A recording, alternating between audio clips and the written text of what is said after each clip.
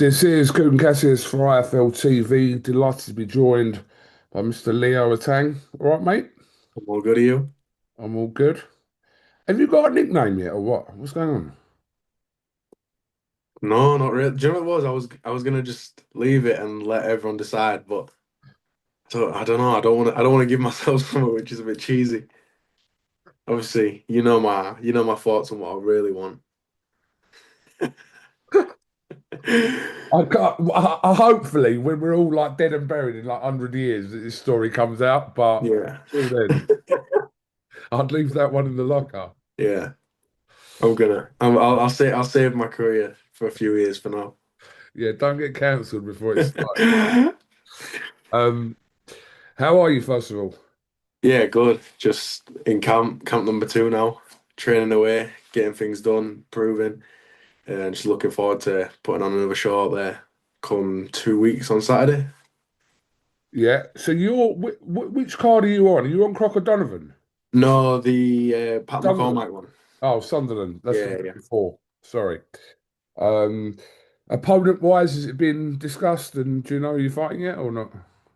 Well, I mean, you never know until you're actually in there, but it's that Christian Uwaka. He's been in with quite a few. He's only been stopped once. Been in with quite a few. The man's in better shape than I am, so it'll look better than the last one. And it's been a little while now, but just like a recap and reflection on your debut, Leo. Yeah, I was happy with it. Obviously the outcome wise, it's exactly what you want on a debut, first round. Don't get me wrong, I wasn't in there with a world beat or anything like that, but got the job done. I obviously was happy until, the next morning the dust settles and you start to look back and pick on a few things and what you want to improve on that. But all in all, I didn't really let it get to me. It's like another step. It's a step in the right direction. I just seen it as like that. Yeah. Pro debut is always the way, isn't they? You just kind of obviously want to get it done first of all, didn't you? It's like the anticipation and just getting getting that out of the way, and then you can kind of progress with what you need to do. No, definitely. Yeah, I did feel quite a bit of pressure going into fight week, obviously with the big build up and everything and like being down in London on the Tuesday and stuff like that. Like there was a lot to it, but I felt like that was almost like a make or break thing. If you can't handle all that, what's the point of wanting to be bigger and better down the line? Absolutely. Um, so obviously, I'm assuming you would have watched the card from Saudi Arabia on the weekend. Yeah, it was good, very good. Yeah, I mean, I know a lot of people obviously picking Moses to beat Dillian, but I don't think anyone kind of picked him to do it that emphatically and that quickly as well, which has never been done to a fight like Dillian White before. No, definitely. I think it was nice to see. Obviously, the levels were shown out there of like someone who's coming up, but also it was almost a bit sad to see. Obviously, Dillian's given so many big British nights and stuff like that in boxing, so it was almost like a bit of I wouldn't say a passing of the torch, but like the new coming. You know what I mean? Yeah. But yeah, I said this beforehand. I thought it was a bold move, even though people were picking Moses. I thought it was a bold move in what your 13th fight to go in with Dillian White. I did think from their team, obviously it was a gamble and it paid off for him. But yeah, he does look um, a very special talent, Moses Atama. Yeah, definitely.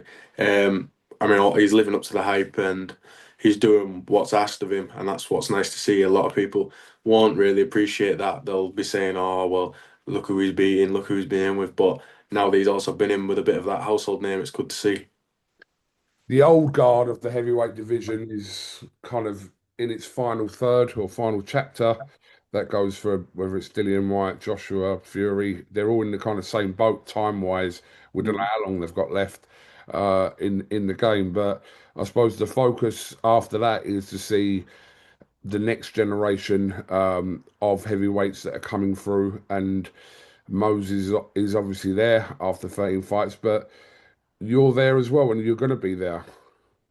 Yeah, obviously, I see a lot of comparisons and stuff, but I'm on my own journey at the moment. I'm taking my time. Do you know what I mean? I think a lot of people think there can only be one person at the top of the heavyweight division. So unless you want a boring division, then we'll just leave it at that. Yeah, I think it's silly to start making comparisons with yourself and and someone like Moses now because he's already 13 fights into his career and he's kind of um, he's ahead of you in terms of number of fights. But obviously, in a couple of years' time that could change, and you never know, or a year's time that could change. But yeah, I suppose you've had the comparisons, especially after the weekend about yourself and Moses. Yeah, and with him absolutely, dominating and steaming through the division, it's nice. It's nice to have that little rivalry, that little comparison. But again, I think it's a bit rushed. It's a bit early. There'll be a time and a place for it. Don't get me wrong down the line, but for now, I'm just setting my feet, doing my thing, and getting on with it. Yeah, I mean, look, I suppose a year ago, if we'd no one would have been talking about Moses potentially fighting Alexander Usyk. Like, it would No, be mad to have even mentioned it a year ago. I reckon 6 months ago it would have been mad to have mentioned it. But I suppose, I mean, look, I know Turkey's put a thing out saying he wants to see that fight. Whether that's the right thing for Moses in his development, I don't know. Part of me kind of wants to see it to see what would happen, but 13 fights in, it's quite crazy to be talking about Itauma and Alexander Usyk. I think for him though, it is almost a bit of a win-win for Moses. He loses, he's lost to easily pound for pound number one at the moment. I agree with one of the greatest heavyweights of all time, and he's gonna learn so much. Even if he just gets in the ring, has them rounds and learns, and then if he wins, well, do you know what I mean? You're laughing at that way as well. Yeah, absolutely. I mean, he's only 20. I don't think up to this point now, I don't think he's been rushed. But for yourself, like, how's this going to work for you? Do you want to kind of get these kind of, I'm not saying like a Dillian White, but kind of experience fights, or you just want to build naturally and see what happens? I think yeah, it's going to be a big of let's see what happens. I've got a lot of, like I say in pretty much every interview, I've got a lot of maturing to do still physically and mentally. So when the time comes, obviously they'll let me off the leash and we'll go. But for now, it's just activity, getting as many fights in under the belt as possible, and making up for like a loss of time in the amateurs. Hmm. But listen, like I said, time-wise, we can't really predict. We couldn't have predicted what was happened with Moses. But do you see that as a future fight in the next, say, let's say 2 years? Do you think that possibly could happen Who? with Me and. Atama? 2 years, maybe. Who knows? It's a hard one. Like it is a long down the way. Literally, I say 2 years time, I'll still be 20. Like he'll still be 22. We can build our names each established, and if it happens down the line, it'll be a bigger and better fight. So, I mean, as a boxer, you're not going to shy away from nothing. So I'm not going to say no, I don't want to fight him because obviously I'm going to want to. But I know that my team are going to keep me grounded and not let me go off the rails a bit. There's no rush for that fight, is there? No. Absolutely no rush. Um, yeah, we shall see what happens. Leo, just your thoughts on obviously we thought we was going to see Joshua and Jake Paul. It's not the case anymore. As of yesterday, it looks like Jake Paul's fighting exhibition against You know what it is. less than half his size in Tank Davis. I mean, this is crazy. You've got to take your hat off to Jake. Like, it's smart what he's done. He's told everyone, put that rumor out, AJ. Everyone's on him. The attention's on Jake. And then out of nowhere, boom, he's fighting someone else. It's like, fair play. Because obviously now that's got a lot of hype with him. Obviously, getting the momentum from the AJ talks to now fighting Tank Davis. I mean, I just kind of come out of the blue yesterday. I know it's been labelled as an exhibition, but. I mean, just size wise, I mean, just going, you're looking at Anthony Joshua, which people had their reservations about, how dangerous that fight was or could have been. And then, I mean, he's a big puncher, Tank at that weight, massive puncher, but it's just, it's crazy. This boxing world's gone mad. It's funny. It is funny, and you know what? It'll actually be an interesting watch. I don't think it's not going to be a pushover. You're not going to have Gervonta getting paid off to take a dive. Like I don't think his pride's too high for that. So it'll be interesting to see. To be fair, It's crazy, absolutely crazy. How many fights do you want to have this year? Yeah.